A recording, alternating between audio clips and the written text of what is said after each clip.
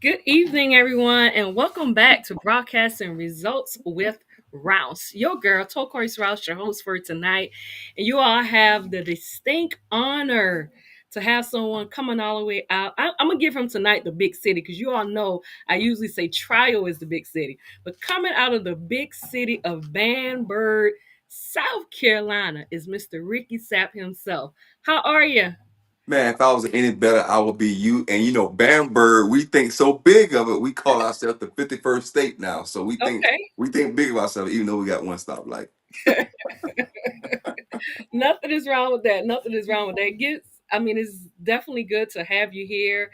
I enjoyed you this past weekend in Clemson, South Carolina. But we're going to talk a little bit more, you all, about Clemson, South Carolina. But for just one moment, I want you all to go and reshare this live and tag at Ricky Sapp. Tag at Ricky Sapp. Now, it may come up his foundation. It may also come up his dancing because he's a dancing machine. That's why I call him. But whichever one, I want you to go and tag him. You all tag him. I'm gonna give you a few minutes of that. But for you all that are tuning in, come right on in. We have a lot to cover with him to get to know more about him. And if you have questions, we ask that you all drop it in the comments. By the way, you all see what I'm wearing here, just exclusively tonight for Mr. Ricky himself. But Oh, no, no, you didn't. but we're gonna talk about it later. We're gonna talk about it later. We're gonna talk about it later. Let's go. Let's go. but before we really get into the grind of everything, can you tell the viewers that don't really know Ricky?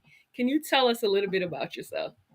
Man, born and raised in Bamberg, South Carolina, with my mom, my dad, a older sister, younger sister, and brother. That's twins. I'm the middle child, so all you middle childs out there, we gotta stick together. Um, Small town, man. One stop light, small school, 400 kids, 81 kids, my graduating class. Um, you know, got into playing sports. Was blessed to have the opportunity to go play at Clemson and then to live a childhood dream to play in the NFL. And who I am is someone that's just passionate and got all the energy in the world to serve. But more than anything, I'm blessed to know what my passion is, and that is kids, and that is to encourage them, and to tell them that, hey, they can help change this world and make it a better place than what it already is. So that's the long story short about who I am. Appreciate it. The long story short, you all of Mr. Ricky Sapp himself. And again, viewers, are you just coming in? Reshare this live and tag him in it. Reshare this live and tag him in it. So you told us about obviously growing up in Bamberg with both parents. Your sister is the oldest, well, at least one of them. You're the Yep. middle with two twins, a brother and a sister. Yeah. And y'all heard the middle child. Y'all got to stick together. You heard Gotta it stay from me. together. But giving your dream, I heard you use that word, Uh, to have the opportunity to play NFL. Before you even took off to realize that's where your journey was heading, who did you kind of looked up to, being in such small area, for a chance to say I want to play football on such large platform? I had a cousin, man, that by the name of Michael Butterfield, who I think everybody, has that cousin in the family that you like, man, I like, I like them. So my cousin Mike was like, man, one of the people in my life that when I saw him, I thought of him as a superhero. I really did. And then my mom's oldest brother, Uncle James, he was the same. Both of them played sports, so that kind of got me interested into wanting to play sports. But what really happened for me was when I started playing football, my mother, she drove me by South Carolina State University football stadium. Mm. And when I saw that stadium, that is when and where I think God set it up for me to start dreaming big, Mm. and then set it up for me to start believing that, man, I can go do something big. And that big thing was I'm gonna play in the NFL. And I told my mom and dad that at a young age. Wow. Yeah, And I'm yeah, sure now if your parents look back at it, they'll be like, my boy, yeah. 9 years old, making a, I mean, that's a big dream Yeah, at yeah. 9. Not even sure if you were quote unquote the key kid to even say that that's where you was going to go, but I appreciate that, and I'm going to make notes of that because you mentioned something about passion, and you also mentioned something about kids, and I'm going to write down dream because I want to go more into that when we think about kids Mhm. and their passion, yet their dreams. Because oftentimes when we realize that that's where we want to go at 9, we still have a long way to go, right? Yeah. And along that journey, we could find ourselves facing adversity. We could find ourselves with many challenges. We could find ourselves with folks in our ear telling us that, nah, Ricky, you ain't going up. Boy, you, Oh yeah, please, this is yeah, it. You're gonna yeah. play right here at this little rec level, play a little middle school if you want to, and that's it now. That Yeah. that's typically it, right? But Mhm. three things you've mentioned that I took note was passion, kids, and dream. And I'm gonna just put a pin because I want to go back that to that later on in regards to some advice to our young people. But Sure. when we talk about 9, there's a lot of sports going on at 9 years old. So was football your first sport? First sport. Yeah, that was the first sport I got into. But Okay. basketball was the sport that I thought I was going to play in the NBA. But Okay, so football you was the were first sport there. Okay. that I played. Yeah, first organized sport I played. Yeah, was Okay, so football. you had a little 3 pointer, or you was down there on the post with. I'm down the post. They're definitely not 3 pointer. Well, listen. You mentioned that, but I've been reading up on you. Oh Outside man. of football, Ricky, you Mhm. was an excellent track player. I read that. Oh man, So you did some research. yeah, I do my homework. So Yeah. you give us a little glimpse about that transition from football. You play basketball and obviously some of your highlights from track. Yeah, yeah. Well, I was one of the things that God gave me was speed. I could run. I could Mm. run. And man, I don't know if I should say this or not, but I hated track practice. I Uh, hated track practice, but I was so fast that I was one of those kids that I could show up to a track meet and win, mm, without practice. But um track was fun for me because, it was all that's all about, one on one, can you outrun the person next to you? So believe it or not, my first time running track in high school, the 100 meter, my first time running the 100 meter, when I ran it, my coaches didn't tell me my true time because mm. leading up to that, I was kind of in and out with practice. So they didn't want to tell me my time. They wanted me to continue to work, and work Wow. and work. So it was like later on that I found out that I ran like a really, really fast time. I think my first time ever running 100 was it 10th grade, maybe? 10th grade, I think, when I started running track. And my first time ever running 100, I think I ran like a 10:9 Mm. or a 10:8. But they told me I ran like 11:1. But later on, I figured out it was like, nah, you ran like a 10:9 as a 10th grader. So, Mm. track for me was fun, but it's also one of those things that I kind of regret that I really didn't take advantage of, or really I guess love, more than football, or put in the time that I put in for football and basketball. Gotcha. So, Yeah, you all, again, if you're just tuning in, we're here, Mr. Ricky himself, you all, learning a little bit about Bamberg, South Carolina, but more so his early journey of what led him to the NFL. And you all, should I mention, it wasn't just football. yeah, He played basketball as well, and he was a dynamic, go read about it, track player. But I love it in and all because what one sport does to another is keep you grinding. It keeps you yeah, motivated. It keeps you pushing. It sure. keeps you in condition. So you all should mention that he was an all-star region, okay, as a sophomore, and an all-state as a junior after records of 70 tackles, 27 tackles for loss, and 11 quarterback sacks. So your boy was grinding. And A again, little bit. think about the basketball before, or right after, I should say, football season, and then the spring comes in and hear him at grinding for track. But it all plays into what he was going to be doing in the fall, and Mm, look where it led him. But yeah, we're gonna get more into it because he ain't just a football. He ain't just an average football player, I should say. He's a little bit more about that. So I want to go back to Bamberg before we leave Bamberg. yeah, It's a small area, yeah, and oftentimes in a rural community, yet town, sometimes again we don't see, like you said, your mom pulled over at 9 years old and you told her, hey mom, I want to go and play football. And again, what a mom always does with their kids, they kind of support it, whether they feel like that's going to be it or not, right? yeah, So yeah, grateful for your mom pulling over that day to allow you to run up to that coach and say, hey, I want to do this, not mm, even knowing that her son was going to take off. yeah, But when I think about football, I think about Friday nights under the light. And we yeah, talk about Bamberg, South Carolina. yeah, yeah. Where you all was making some names for yourself around that time that you were in school. And so kind of tell us what that like, again, sophomore and junior, you're doing your thing out there. What was it like Friday night under the lights in Bamberg?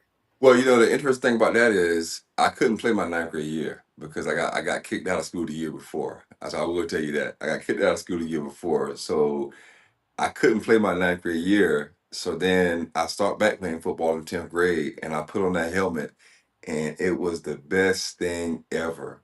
Mm, The passion and energy, and it almost felt like I could be, whoever I wanted to be. I could be a superhero, under that helmet.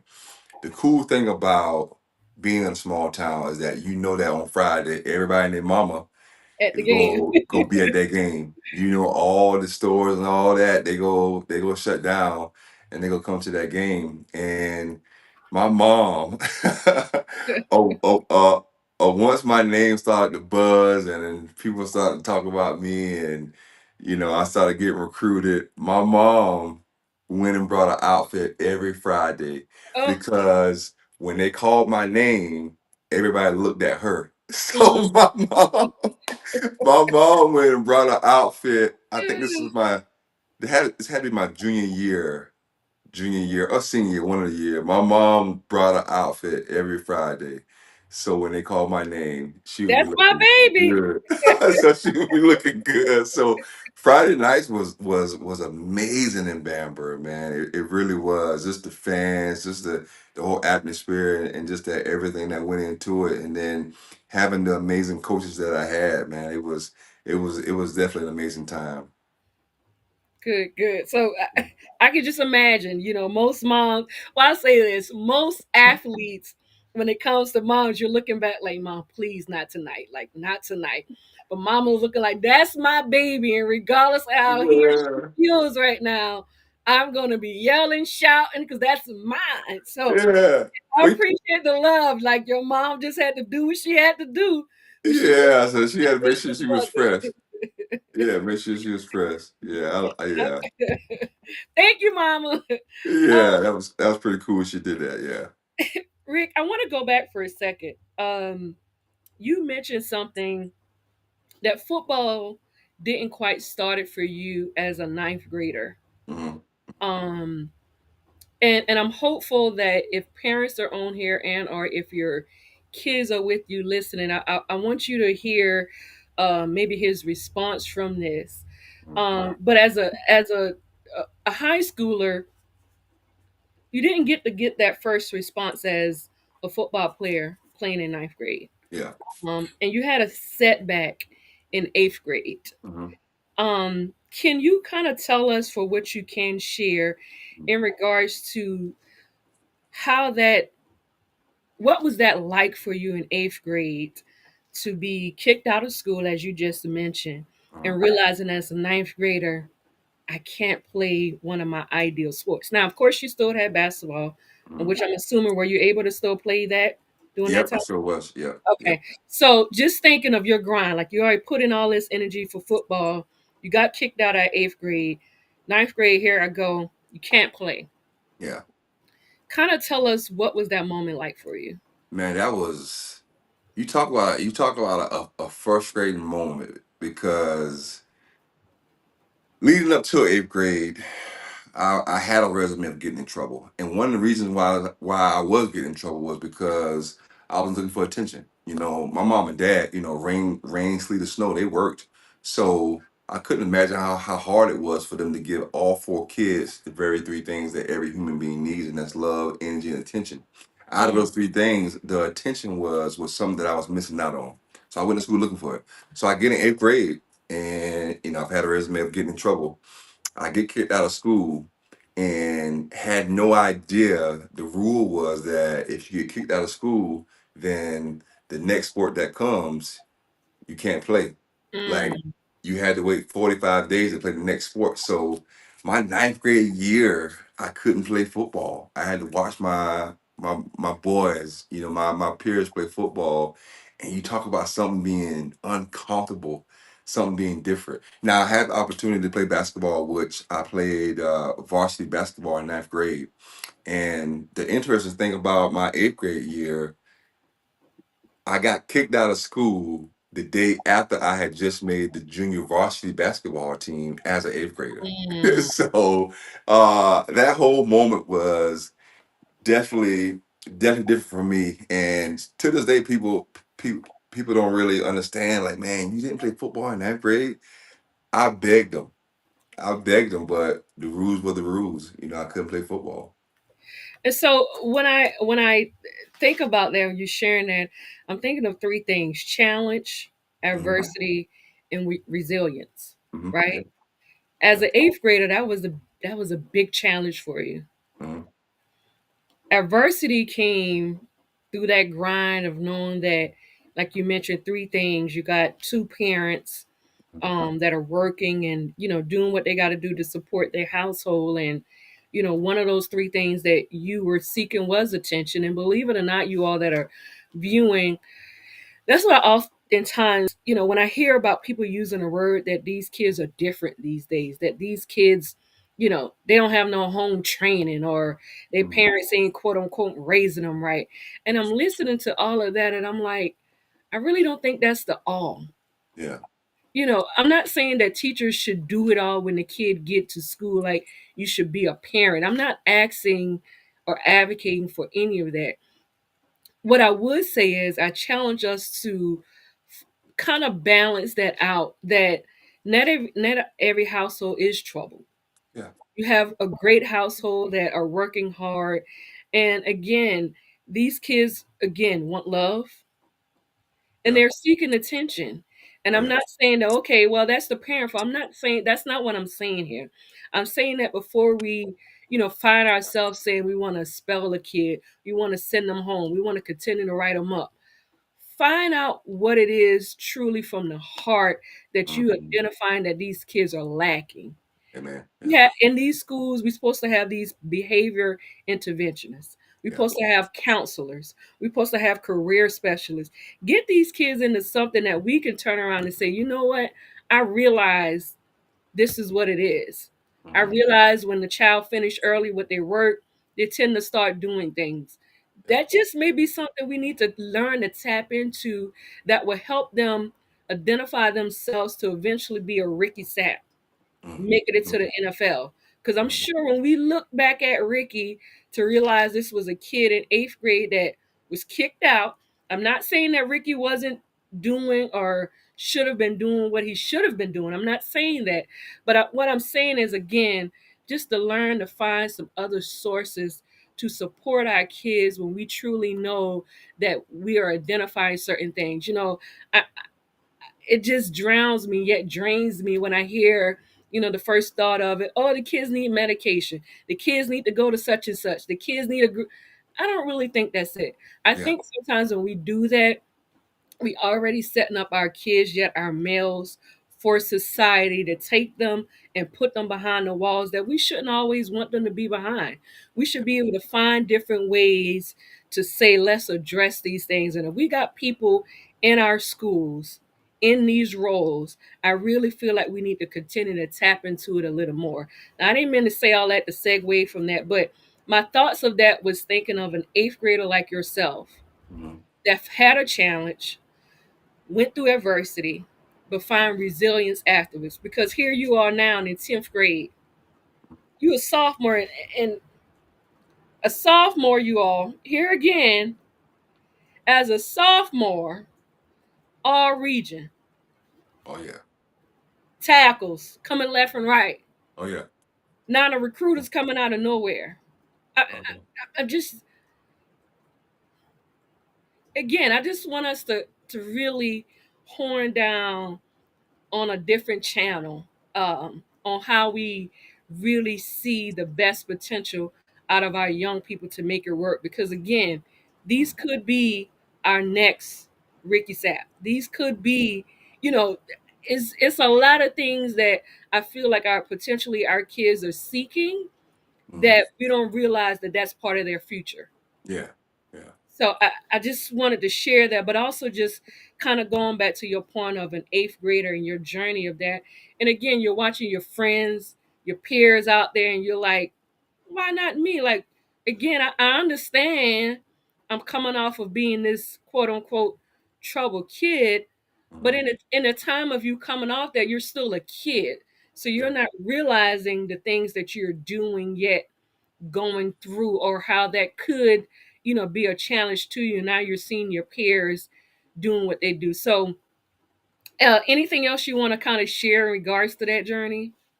Uh on that journey, what I learned was that it takes a village to raise kids because I got to the high school and man, I got around all those teachers, coaches, met my godmother, and what God showed me was like, it takes a village to raise kids, and this is your village. So Mhm. that's one of the most important things I learned about that journey. Appreciate it.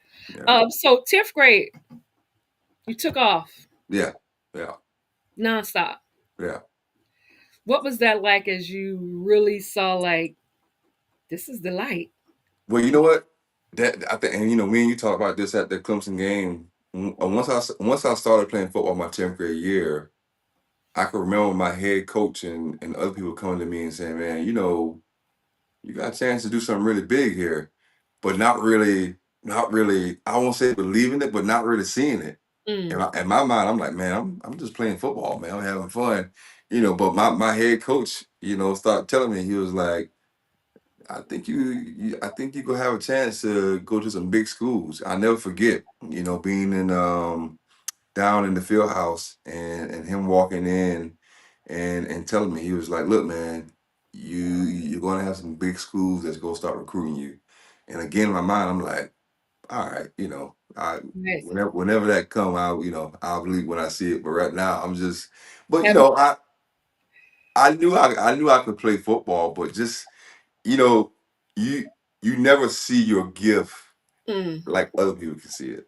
hmm. And so my 10th grade year, that's what people started telling me. It was like, man, you got something here, man. You probably gonna start getting recruited by some big time schools, and then next thing I know, I take off, and that's exactly what happens. Wow. Again, Yeah. you all, if you are just tuning in, we are broadcasting here Results with Rouse, and we have our special guest tonight is Mr. Ricky Sapp, you all, a remarkable all American star coming out of the small yet big town Big uh, time, of 51st state. Bamberg, South Carolina, you all. And Bamberg, correct me, Ricky, is kind of out of Columbia, somewhat the Right outside. down from Orangeburg, South Carolina. Yeah, Okay. right by Orangeburg. Okay. Yeah. So there you all have it. Between Orangeburg and Columbia, South Carolina, you all will find, what do you call it again? The 50 The 51st state. That's right. Bamberg, South Carolina is the 51st state, you 51st all. state. And again, you all, a remarkable high school achievement as in high school athletes. This guy here had major success on the football and track field, including a 3-year state region championship in the 1 and 2 media. And Oh he yeah. had 4-meter relays. So a major accomplishment coming out of high school. But Ricky, 10th grade, your coach telling you these things and you're not, I mean, again, you just out there having fun and it's like, I'll see it. Yeah. I believe it when I see it. Yeah. You had some major recruits, Yeah, yeah. South Carolina being one of them. Unfortunately, South Carolina, yeah. And I mean, I mean, a number of them looking like you had a number of recruits. Yeah, So yeah. I have to ask, how did giving your journey as an eighth grader being kicked out of school, realizing your ninth grade year you wasn't able going to be able to play football, you Mm. came back strong your 10th grade year, your coach telling you, hey, you're going to have some major schools looking at you, and you're looking like, okay, coach, I hear you, but Yeah. I'm just having fun, right? I don't even know what that really means right now, but okay. All of that, what influenced Ricky to Man, really make that decision mm, to pursue basketball all the way in Clemson, South Carolina?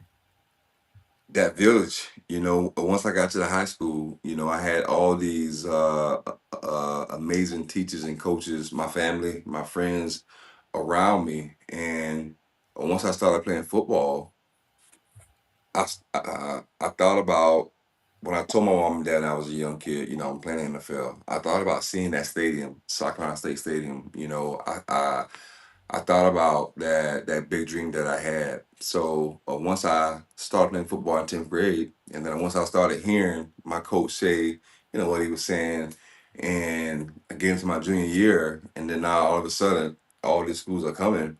For me, it was like, all right, let's go. It's only up for here, up from here. So, football took over for me in high school. It took over me. But what football did for me was it gave me those three things that I mentioned earlier: Mm, love, energy, and attention. And then football became my identity. And mm. then so it was Ricky Sapp, the football player, and then nothing else.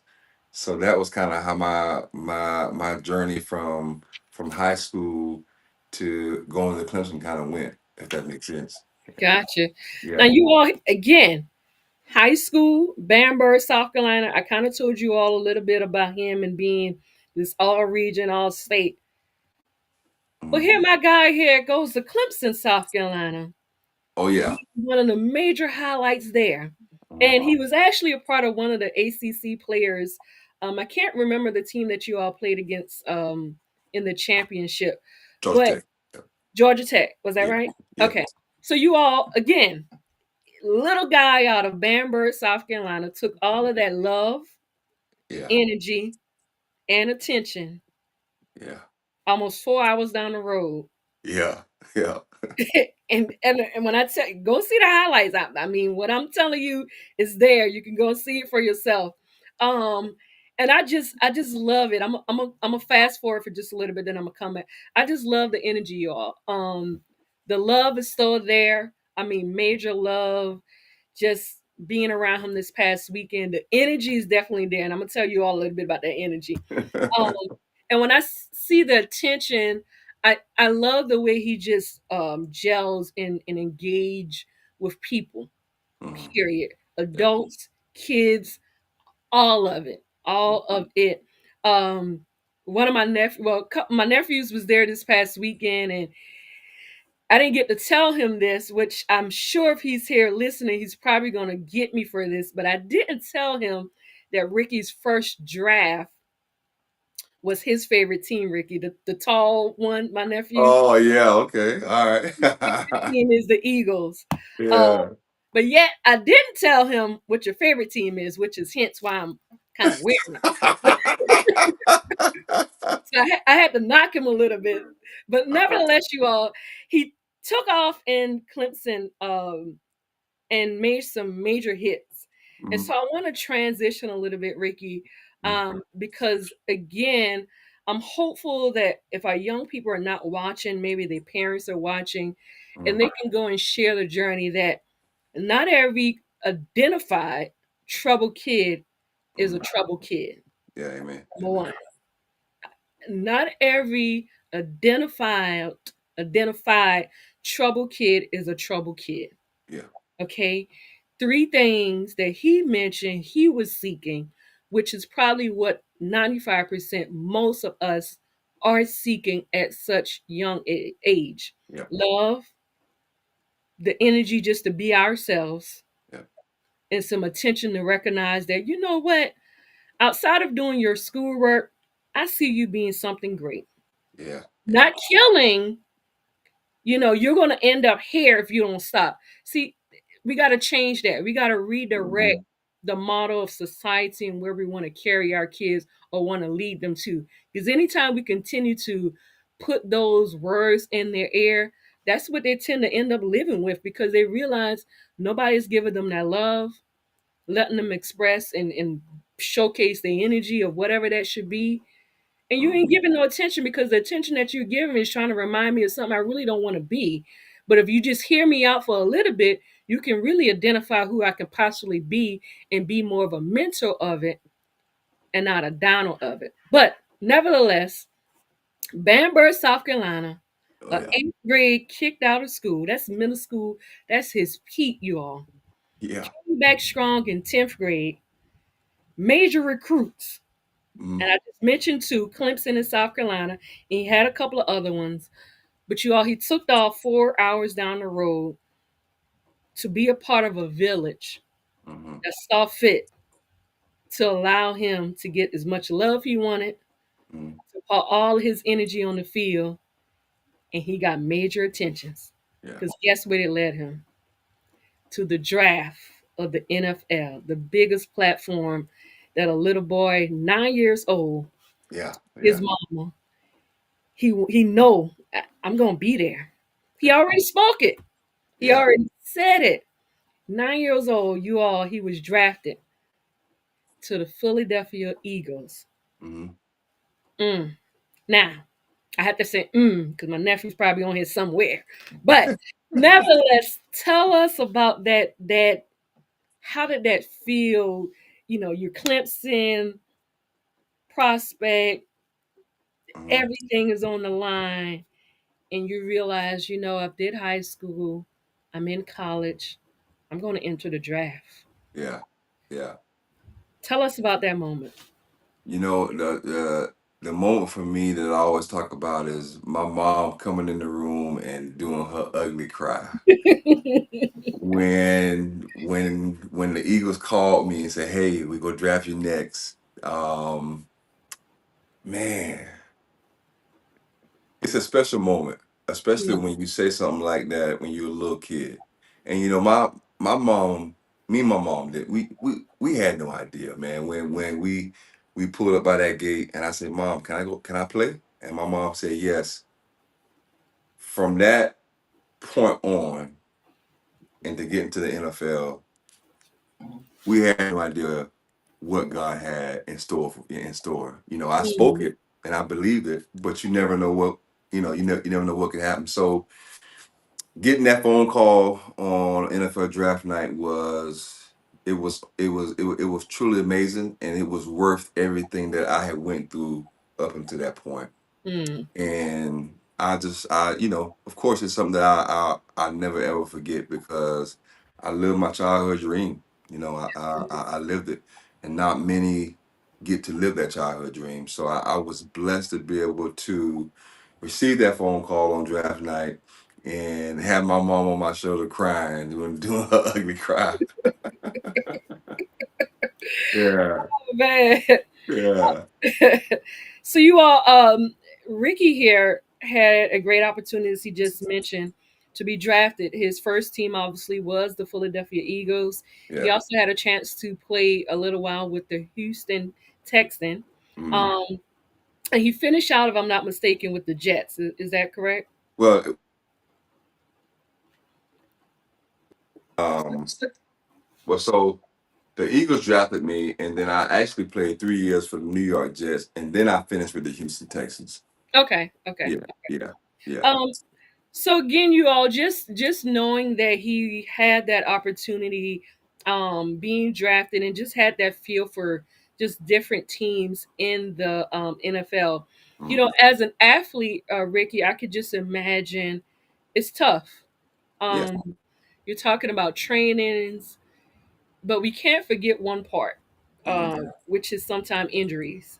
Yeah. Oh yeah. Um, Oh yeah. and at one point, if I'm not mistaken, just researching a little bit about Ricky, you did had an injury, um, and I kind of want to share that. I want you to share that, I should say, in regards to what was your bounce back, Yeah. given that injury, and to realize I still got to grind because I still know what my childhood dreams pulling up to that gate, what I Yeah. wanted to do. Can you tell us a little bit about that? Yeah. I've never been hurt a day in my life until 2008, playing football at Clemson University against Virginia University. I tore my ACL. Mm, Now, for me, that was a devastating moment because I've never been hurt, and to have that kind of injury be your first injury, that's a huge injury to have. So. Um, I was down and out, man. I was depressed because I didn't know what my football career was gonna look like. Here I am was a junior and had one more year to play football and didn't know what I was gonna do. So from that first injury led to many, many other injuries. But the one thing that I knew was that I had to keep working because I was fighting to live my childhood dream and I wasn't gonna give up. I was gonna keep going. thank you. And again, you all, if you're tuning in or just getting on, we are here broadcasting results with Rouse with your girl hosting Turquoise Rouse, and we have Mr. Ricky Sapp out of Banburg, South Carolina, who then navigated 4 hours down the road to Clemson, South Carolina. But right now, you all, we are here as he shared his transition from his collegiate level to his draft into the NFL. And I love something he just shared. So all of you athletes, you know, in regards to injury, sometimes it could be depressing. It can be a major setback, and you really just don't know, like, oh, is this it for my dreams? It can't be, but he didn't stop. Yeah, So I'm encouraging you all, no matter what it looks like, no matter what is faced in front of you, don't stop. yeah. Don't stop. Continue to push, go, push, and go. And so, Ricky, when we talk about injuries, you got over that hurdle and you made it into the NFL. Um, Tell us what was some of your, up and or high and low as you transition from collegiate level to even go and play professional football. Well, I'll start with the highs. The highs was getting there and living my childhood dream. Getting there and getting that money that you can get from playing in the NFL, but then also the relationships and any team sport. It's always about relationships. But getting to that level and then developing relationships and then seeing guys like Michael Vick and Right. seeing all the guys that you watched as a kid as a college athlete. Um, that was some of the highs for me. Some of the lows was getting there and having more injuries. Mm, Getting there and all of a sudden I'm not the guy anymore. mm, All my life, I was the guy. right. I was the playmaker.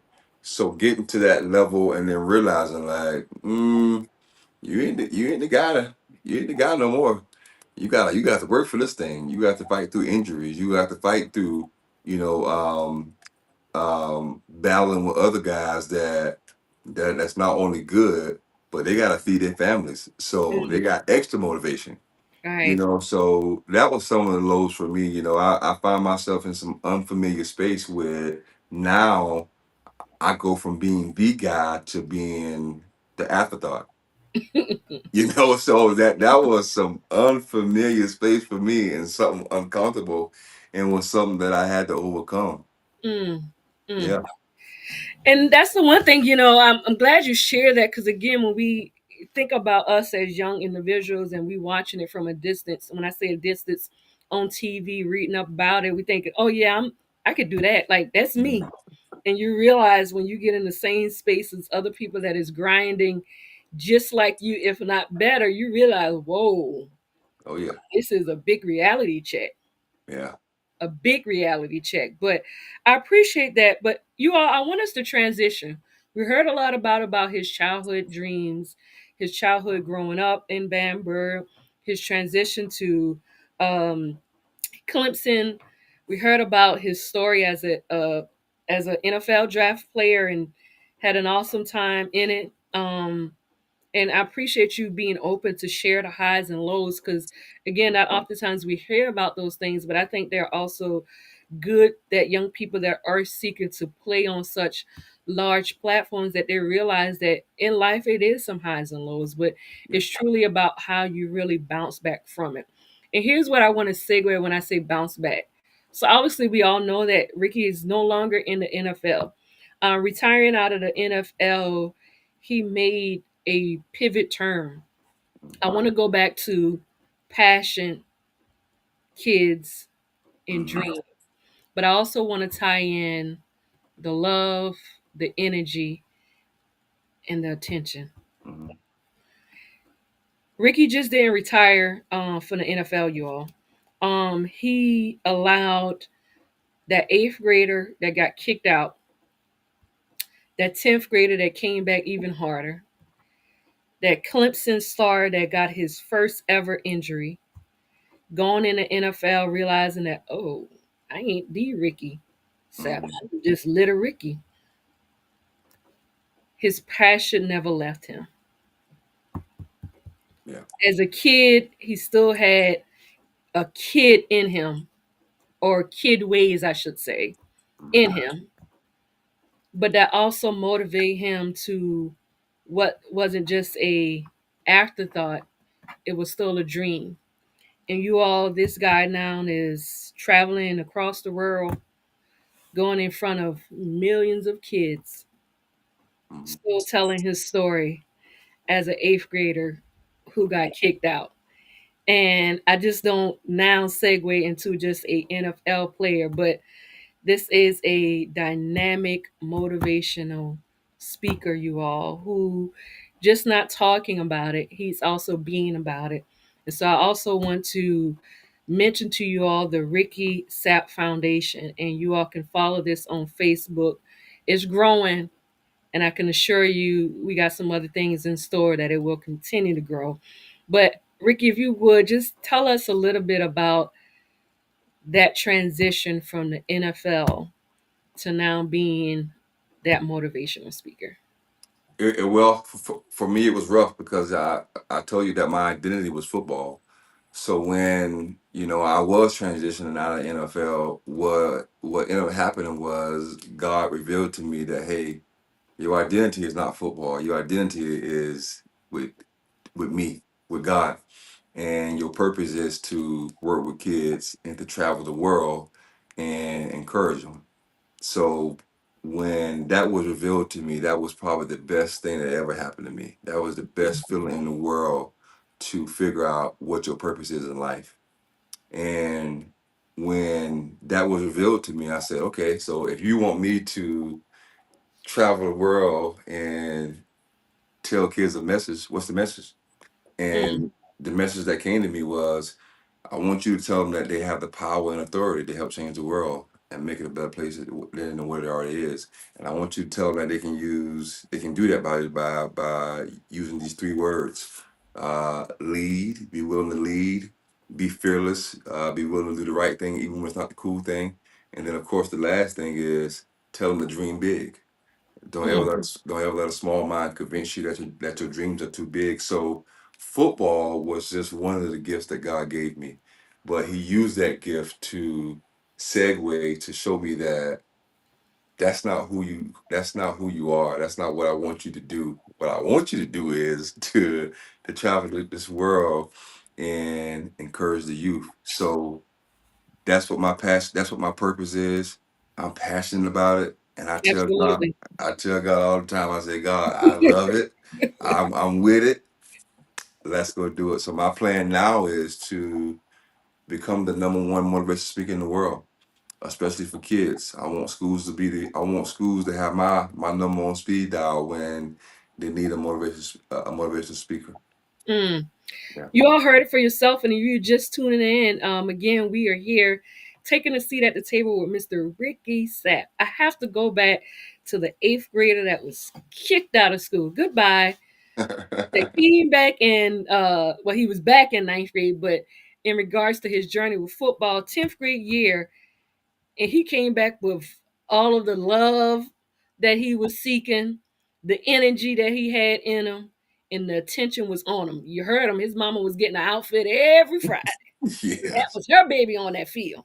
But had an opportunity to go off to Clemson, South Carolina, and drafted drafted you all in the NFL, which is the biggest platform that you can think of for a small kid, 9 years old, passing by a field with a bunch of kids on and saying, "Mom, I wanna do that," but yet telling his parents like, "I'm playing in the NFL." And again, I'm sure his mom and dad looked at each other without looking at him like, "Oh, just listen at him."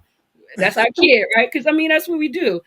And Yeah. it's okay, but I'm glad that he didn't let it stop him. He didn't let diversity of people probably telling him as an eighth grader, you ain't gonna play no football. You can't even stay in school. You're always getting in trouble. Your parents, it's just so much that we we filter into our young people ears, and we sometimes wonder why they have the challenge of depression, mental illness, or all these other things, and don't realize that quite naturally, be quite transparent, some of us are the very much of the problem. Mhm. And Mhm. until we tend to advocate to challenge differently, we will continue to be the problem. And I'm not saying that it's fair for Ricky to go into a school and be disruptive. That's not what I'm saying here.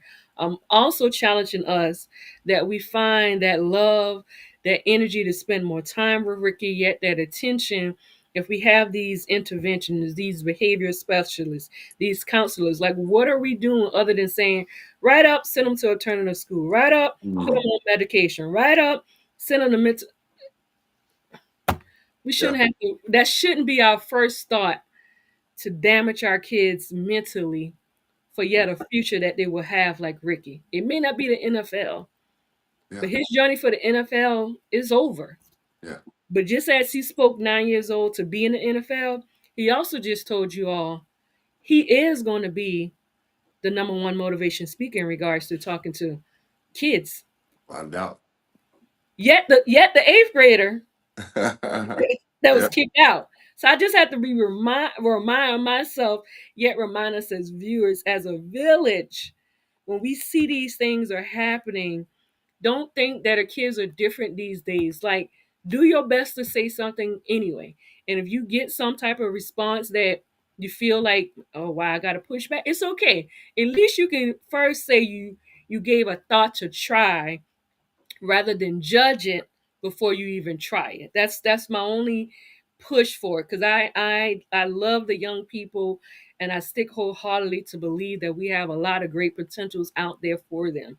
But Mhm. until we continue to be a village to redirect some of the behavior that we as the older ones find ourselves to think of first, we will continue to feed ourselves down a road where our kids will continue to have these very same issues. And Mhm. then we realize later, wow, that's a Ricky Sapp, that eighth grader that we doubted, I mean, everything. But nevertheless, we still stand strong to our faith. I appreciate your encouragement from your parents, from your mom being in the fan club. You say that, and it reminds me so of my mom because I can see her doing the same thing. And she don't play about her kids, and anything it is, I love her that she would drop it to be in support of it. And those guys you met this weekend, those are her grands, but very well, those are her kids too. So Yeah. she don't play. It's the grands now. They just take over. We Oh yeah. yeah, Oh yeah. they taking over. Um, but I appreciate you sharing definitely the love, the energy, and yet the attention. And so I want to go back for a second. You all, Ricky mentioned that he's a motivational speaker, which he is. But you all, two things since meeting him that I have observed, um, and he probably don't even know he don't know I'm about to say this, but have observed that he brands Mm. um, two things. This little light of mine Oh yeah. and dancing for smiles. I've noticed it and noticed it and it keeps in my head like this little light of mine Oh yeah. and dancing with smiles. And as I think about a 9 years old hanging on those fence in Bamberg, South Carolina, Mm-hmm. you saw the light without realizing you saw the light. Come on. That's the mic drop right there. Yeah. Yeah. Friday night football, you was under the lights and didn't even know it was smiling. Yep. Clemson, South Carolina, huge fans, got hurt, the Mm-hmm. lights were still on. Mm-hmm. The second you got drafted, the light just flickered again Mm-hmm. and you went into the NFL. Yeah. I,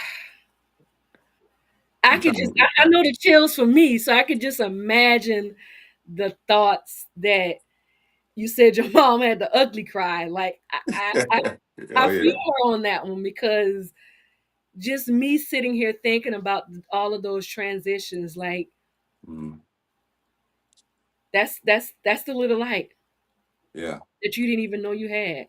All So if right. you would just tell us a little bit about these two branded, because this is motivations for someone that's going to take this little light of mine and dancing with smiles. Tell us about those two things.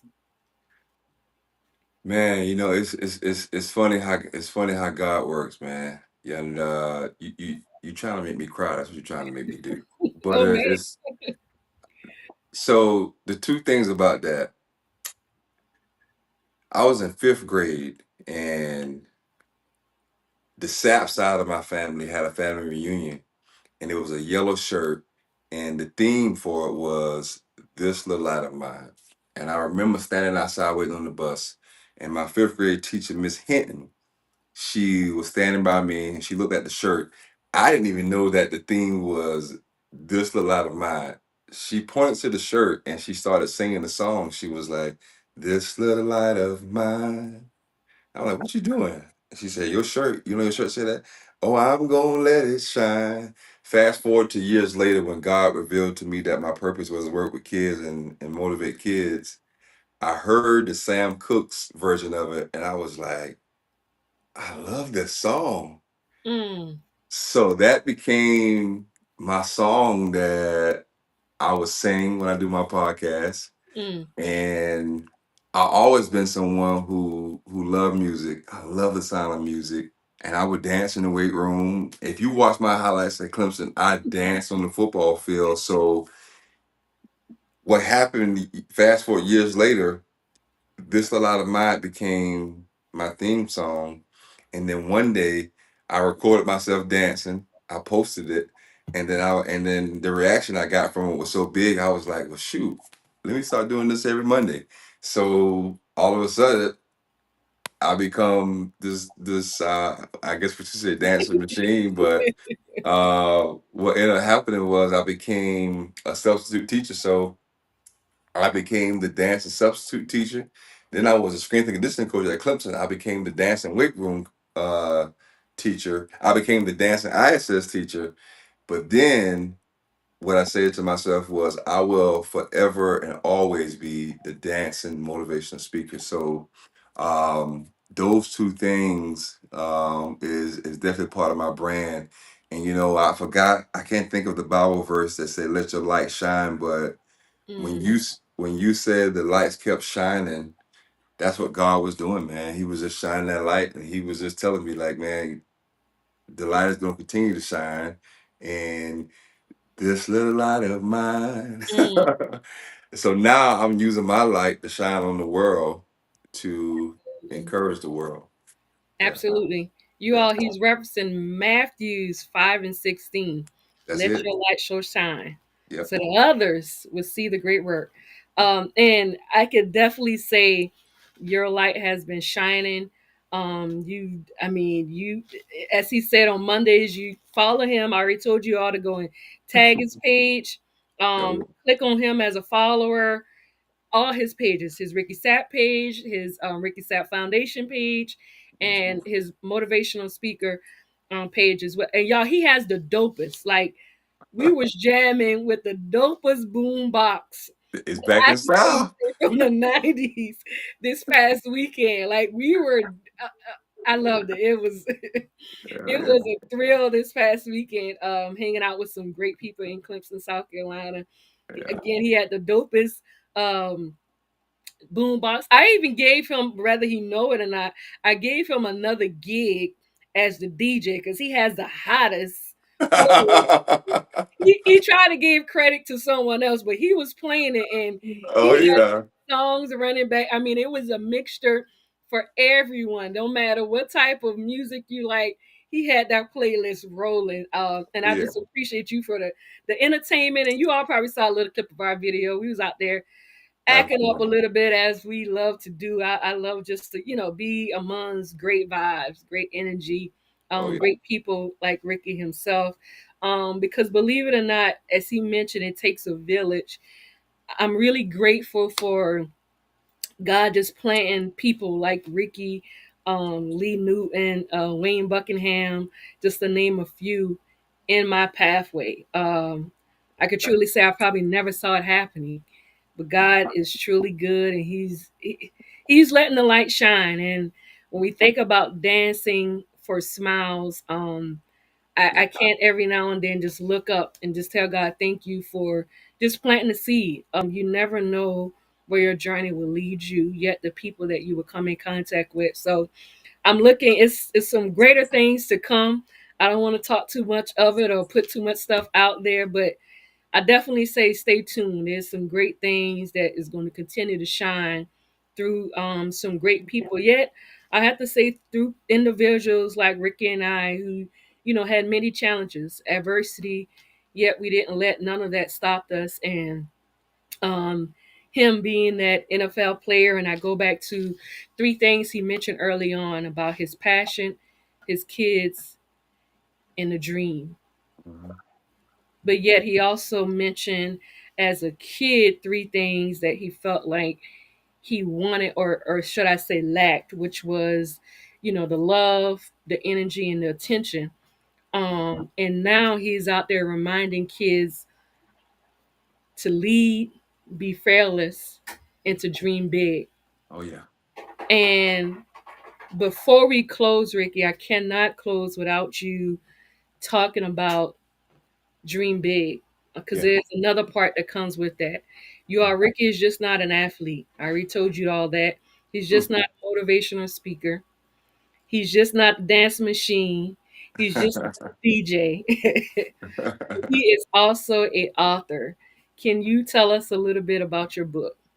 Yeah, so I wrote my book. Actually, my 1 year anniversary. Anniversary. I wrote my book last year, and it came out in April, and it's called Dream Big, and it tells a story about how I started off, asked my mom to play football, and how I saw that stadium, and then how I got in some trouble, but then how I got to high school and got around all those amazing people and around the village, and then how I became the first person for the first person to play in the NFL in my city, the first to graduate from college, and then I talk about how now I travel around the world telling kids that they can do something special as well. Mhm. They can be the first person to do something in their family. So my book Dream Big is for kids from about first to sixth grade, and it's on my website, the Ricky Sapp Foundation .com, and you can also get it off Amazon as well.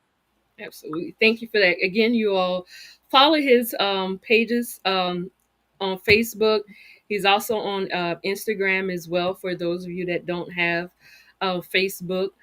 Is it, can you tell us what it is on your profile for Instagram and TikTok?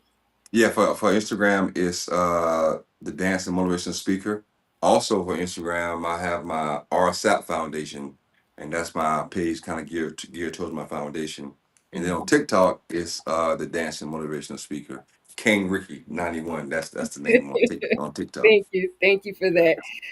Again, you all definitely enjoyed just having him on tonight. Um, but you all, we were in Clemson, South Carolina this past weekend for the spring game, which is an awesome, awesome opportunity for family, friends. You don't just have to be a Clemson graduate. I mean, you can just hey, that's a weekend, something to do. And when I tell you, Ricky mentioned love, the energy and the attention, it was so much love. The energy was high. And it wasn't really the attention that I would say a person was seeking. It was just the attention around great people that made you felt a part of them.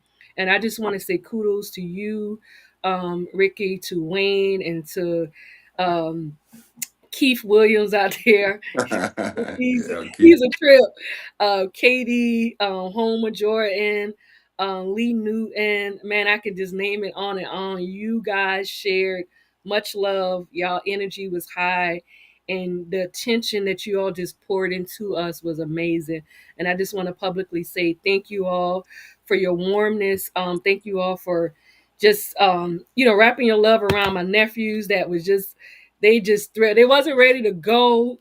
They just loved it. And so I just thank you all for just even the people that was just coming by the table. Like y'all just made it such a warmness to everyone that was there. So I just want to thank you all for that. But you all, it was the springing, and you all might have saw me back in maybe February. I announced a partnership that I had with WAB Sports, Mr. Wayne Buckingham himself, with my small business, TR Development, and AC Media and Marketing. We all have partnered with him on this journey, and I'm just so thankful of the opportunity. So you never know who's looking. So I'm glad Ricky said something earlier about continuing to let your light shine, because it was that moment that he saw the light and asked us to come and be a part of something to help, it shine. And so um, the Orange and White weekend, you all would see me sharing on my page.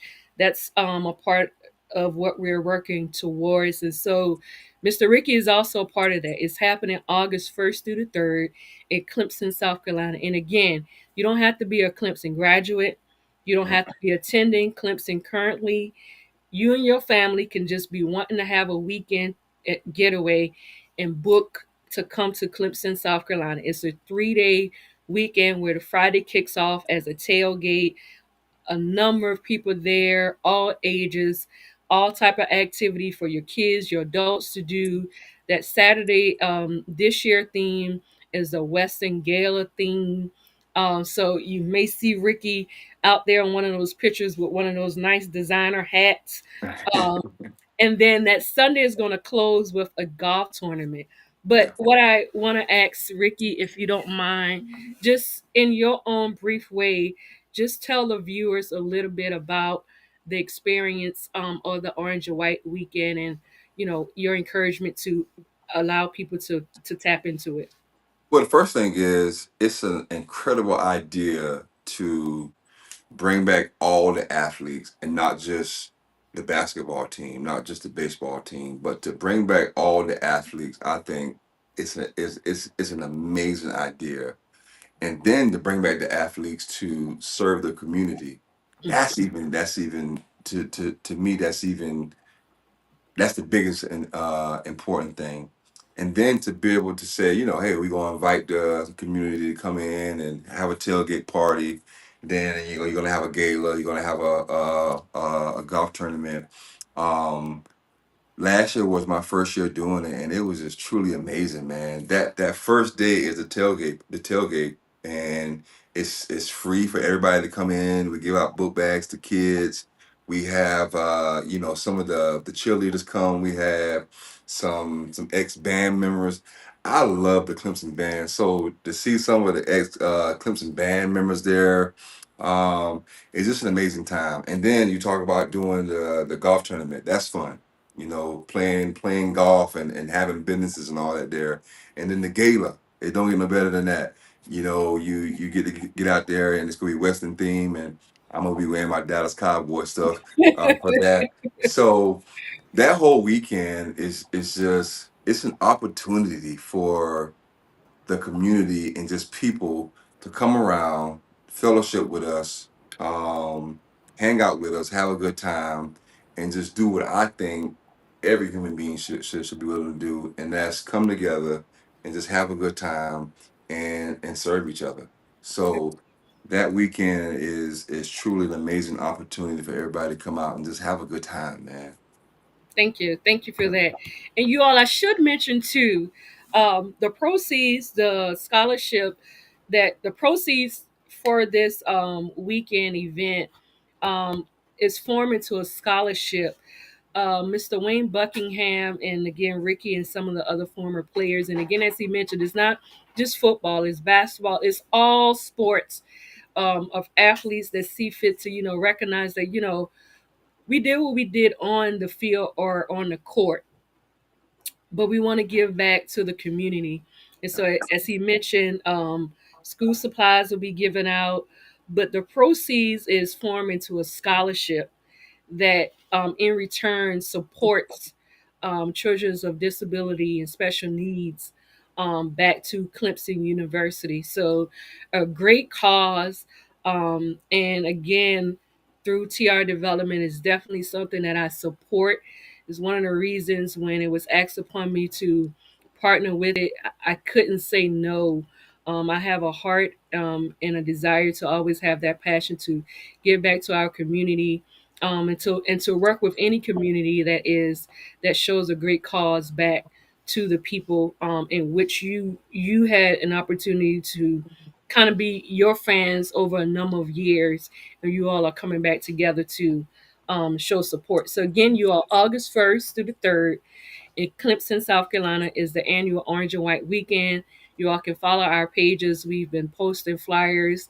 This past Saturday has been kind of our official kickoff to the Orange and White Weekend. So don't get annoyed, but we will be sharing a lot of the Orange and White Weekends on our pages.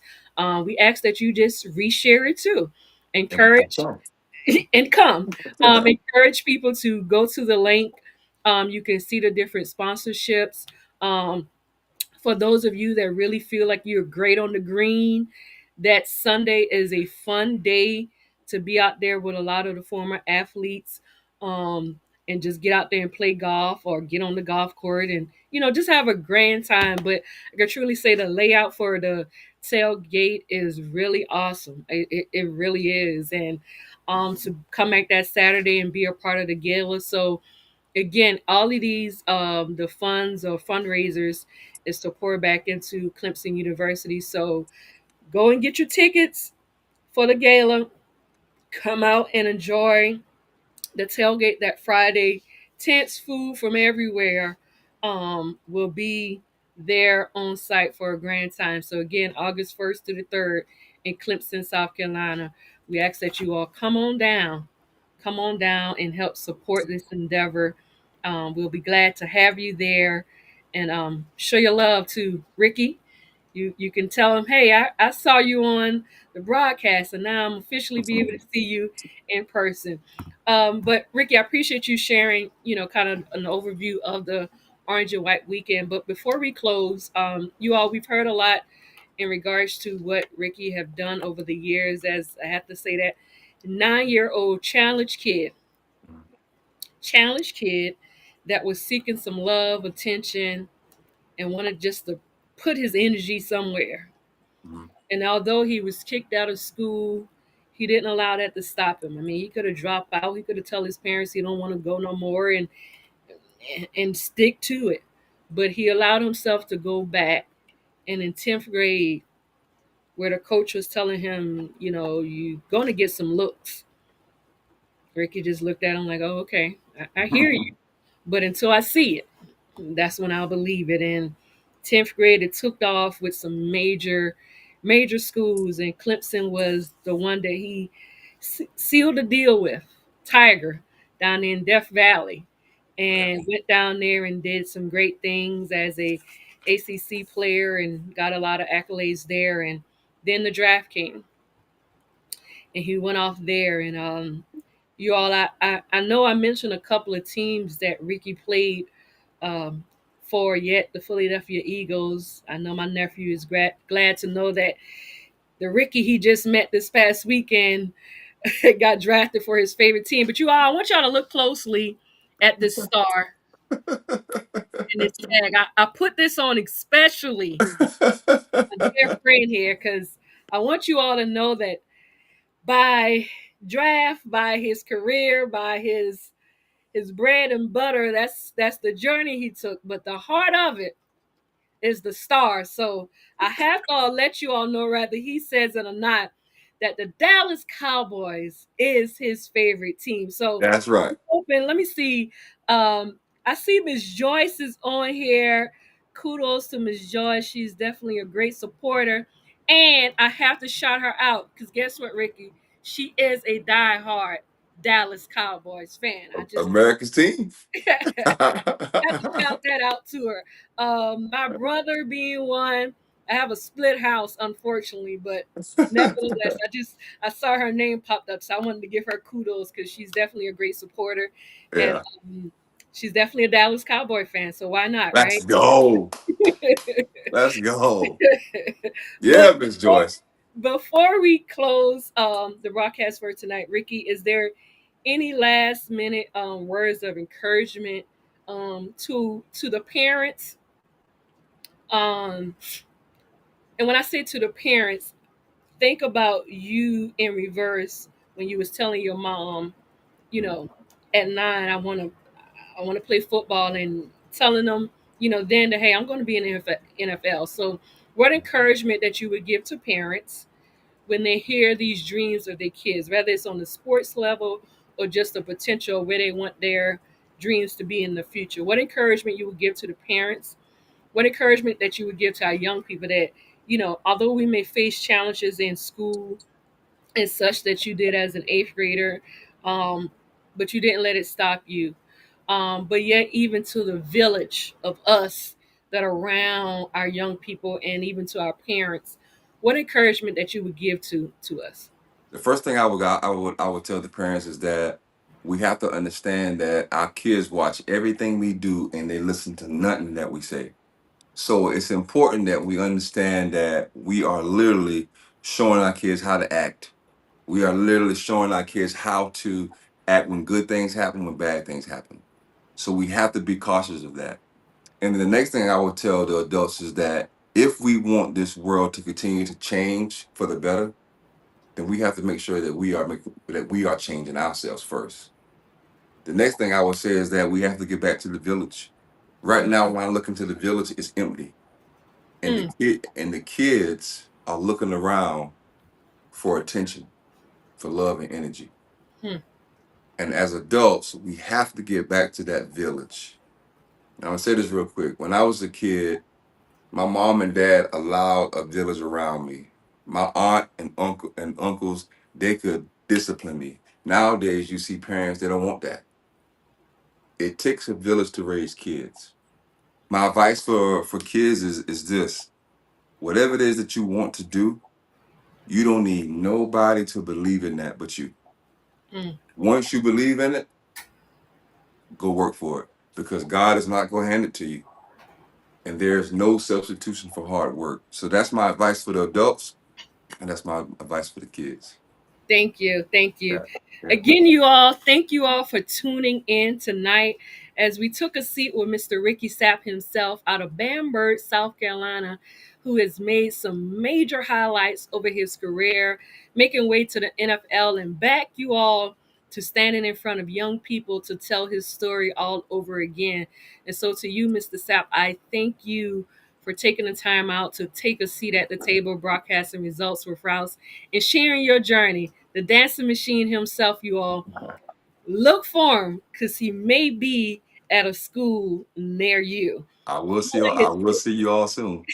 follow his pages, tag him, contact him, book him.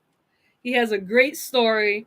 Uh, I mean, his boombox is coming with him, so the kids is gonna love it. They're gonna dance, but it's also inspiration. And so again, to our Clemson um, fans that are out there, to our Dallas Cowboy fans that are out there.